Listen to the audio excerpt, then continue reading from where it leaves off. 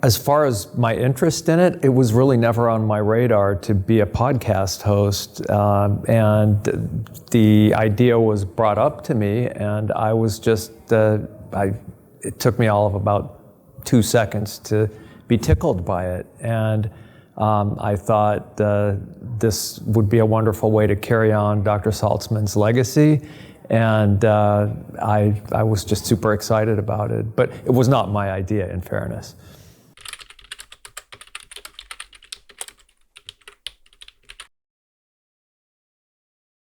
As far as getting actual guidance and mentorship from Dr. Saltzman, all I can say is that the example that he has set as such a wonderful, kind of authentic, spontaneous host is all the guidance that I really needed. And yes, he also gave me some scripts that I could work off of, so that I didn't have to do everything from scratch. But just the example he set, I'd say, was plenty to set me on the right path.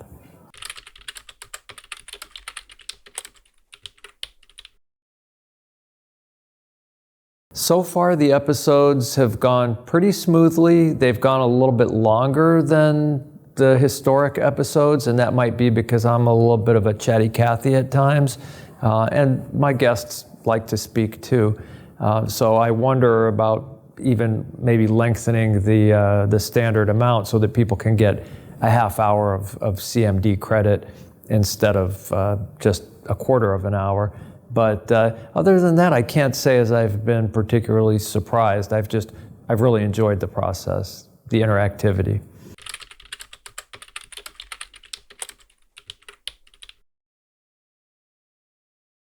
Podcasts are just a thing these days, and people like the convenience of being able to listen in their car or be able to do other kinds of activities, exercise or things like that while listening to it. It doesn't take up quite as much of your visual attention, right, as if you were reading something. And as far as the content itself, I'm so proud of the AMDA On The Go sort of family for winning the Bronze Award, one of those Webbies.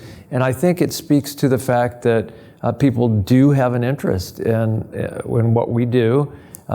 Probably most of the listeners are members, but there are other people who listen who are interested in the post-acute and long-term care space. But that number so wildly exceeded anything that the board or I think anyone would have predicted, and I think it's fabulous. It's exciting to be getting the word out there.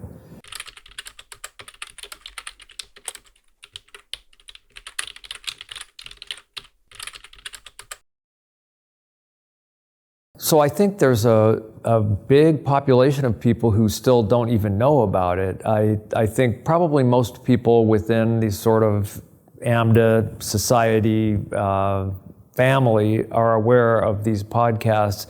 Some of them may not be listening to it just because they're not podcast listeners. That's probably the biggest reason.